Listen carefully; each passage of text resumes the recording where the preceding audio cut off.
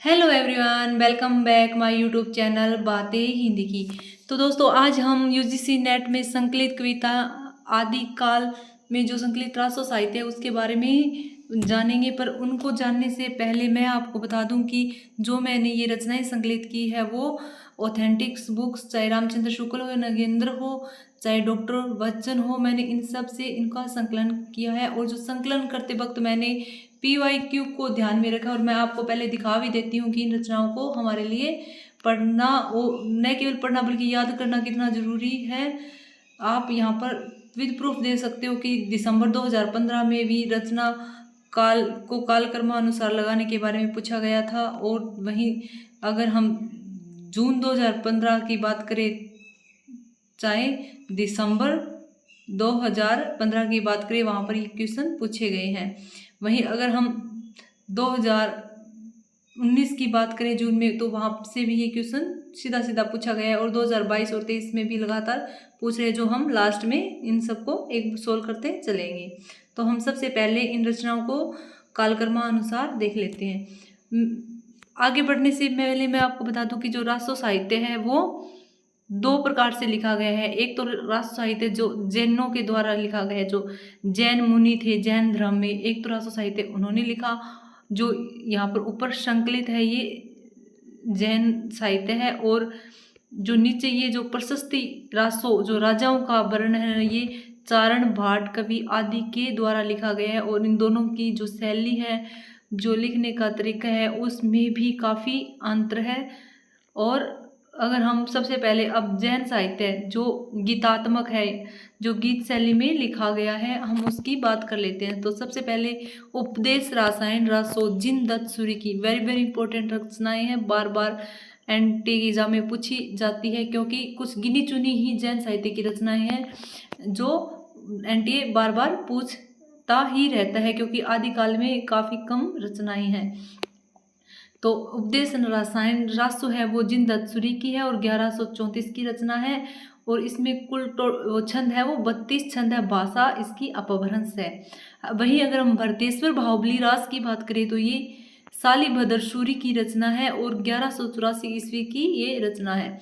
अगर हम इसकी बात करें कि इसमें भगवान जो ऋषभ देव के जो पुत्र थे भरतेश्वर और जो बाहुबली है, उसके बीच राज सत्ता का वर्णन है। यहाँ बटेश्वर लिखा हुआ है, ये मिस प्रिंट है, यहाँ पर बटेश्वर है। और जो बाहुबली राजा थे उनके बीच जो राज सत्ता का जो युद्ध का जो संघर्ष था, उसका वर्णन बटेश्वर बाहुबली रास में किया गया है।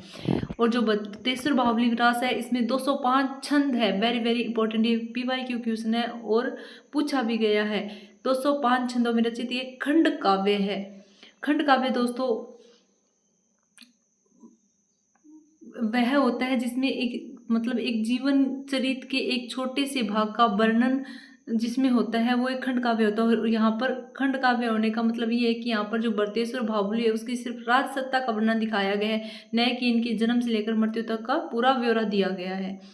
अगर हम इसके संपादन की बात करें, तो इसके जो संपादक रहे हैं वो मुनि जिन विजय रहे हैं। वहीं अगर हम शालिभद्र सूरी की एक और रचना है बुद्धिरास, और जो उनका संग्रह है वो उनके शिष्य सीवी ने किया है।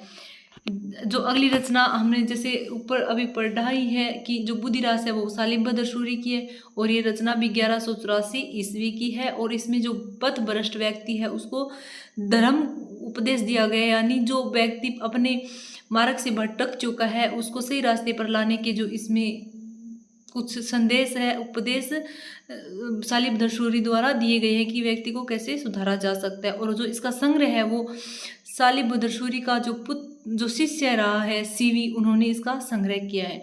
वहीं अगर हम जीव दया रास की बात करें, तो ये आशगु कवि की रचना है और 1200 ईस्वी की है। इसमें जीवों पर दया है उसका जो वर्णन इसमें किया गया है।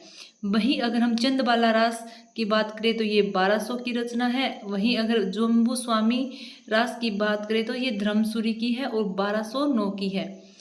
और इसमें जो है वो जैन महात्मा जम्बू स्वामी का जो चरित्र है उसका वर्णन यहाँ पर किया गया है। अगली रचना देख लेते हैं हम, रेवतगिरी रास, very very important, Vijay Sen Suri की है, 1231 पूछी जाती है बार बार एग्जामिनर द्वारा। वह इसमें जो वर्णन है वो गिरिनार के जो जैन मंदिर का जो जीर्णोद्धार करवाया था उसका इसमें वर्णन किया गया है। इसका जो ये वर्ण विषय है ये बड़ा इम्पोर्टेंट है, आप इसको एक बार जरूर बाद में भी देख लेना। अगर हम गायसु कुमारासु की बात करें तो ये दिल्लन की है 1243 की। गायसु सुकुमार का जो इसमें चित्रण किया गया है। पैंथोरास मंडलिक की है 1303 की।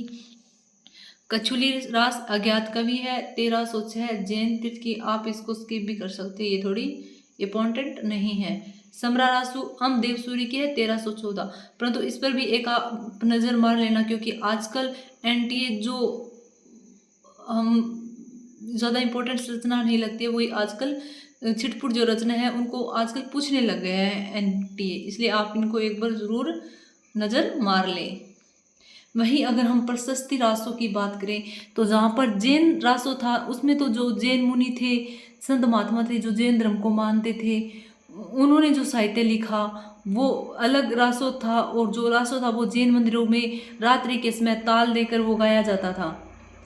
और जो ये रासो साहित्य है, ये जो बड़े बड़े राजा महाराजा थे उनकी जो वीरता का और शौर्य गाथा का जो वर्णन किया गया है वो इसमें सम्मिलित किया गया है। तो हम सबसे पहले देख लेते हैं मूंजनाथ रासो। तो ये जो रासो है उसके कवि अभी तक मिले नहीं है, और ये 1140 की रचना है, और इसमें महाराजा जो मूंज है उसका वर्णन किया गया है। अगली जो रचना है वो संदेश रासक है, वेरी वेरी इंपॉर्टेंट। एनटीए हो चाहे एचपीएससी हो या आरपीएससी हो, ये क्वेश्चन बार बार रिपीट होता ही रहता है। ये अब्दुल रहमान की है, और जो अब्दुल रहमान थे वो जाति के जुलाहा थे, और 1143 इसकी जो रचना है यानी 12वीं सदी। और विक्रमपुर की जो वियोगिनी है उसकी जो नायिका थी एक पोषित पति का, उसका वर्णन इसमें किया गया है। दोस्तों पोषित पति का नायिका वह होती है जिसमें उसका जो पति उसको छोड़कर कहीं चला जाए, यानी उसको पोषित कर दे, और तो वो नायिका है वो पोषित पति का नायिका कहलाती है। उसकी जो भाषा है वो अवहट है। अगर हम पृथ्वीराज रासो की बात करें तो ये चंद्रबरदाई की है, और जो इसको पूरा है उसके पुत्र जल्लड़ ने किया है। अभी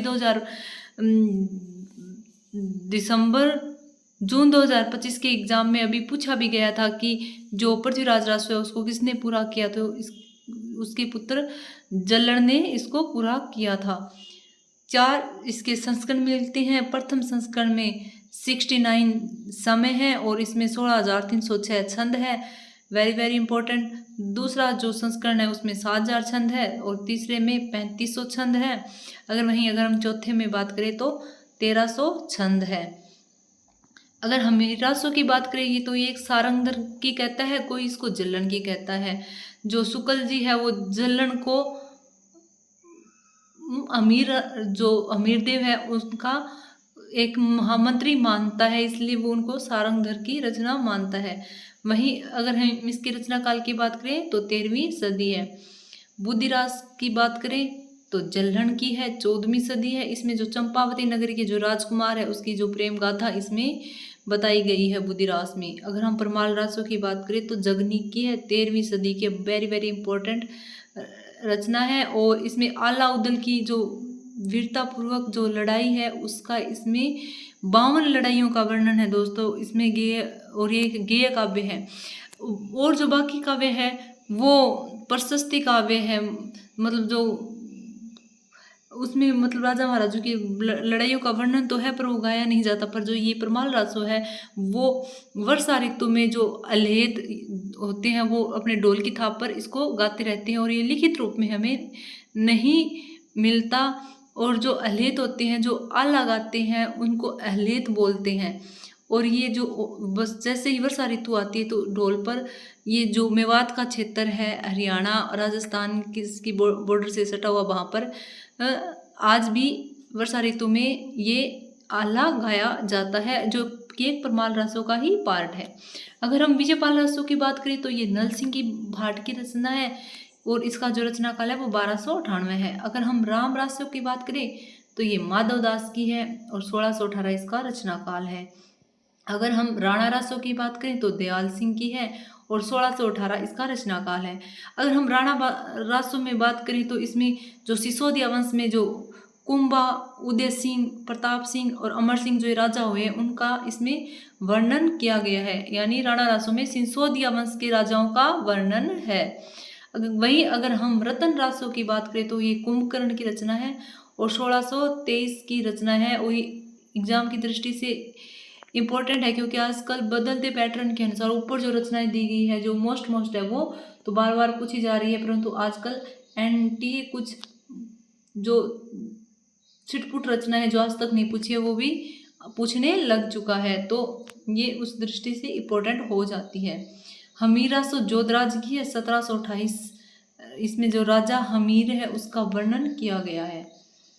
और दोस्तों हम यहाँ पर देख लेते हैं, ये मैंने आपको पहले ही बताया था कि जो दोहा कोश है वो 8वीं सदी की रचना है, श्रावकाचार्य 9वीं की है और संदेश रासक 12वीं की रचना अब्दुल रहमान की है और कीर्तिलता जो विद्यापति की 14वीं सदी की रचना है।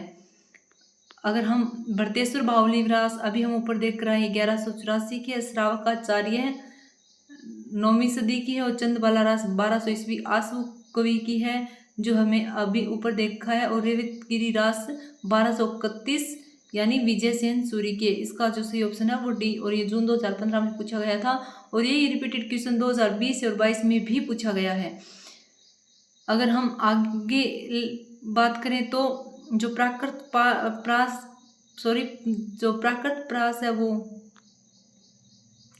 वरुचि की है, श्रावकाचार्य है वो देवसेन की है, प्रबंध चिंतामणि जैनाचार्य मेरुतुंग की और कुमारपाल प्रतिबोध हेमचंद सूरी की है।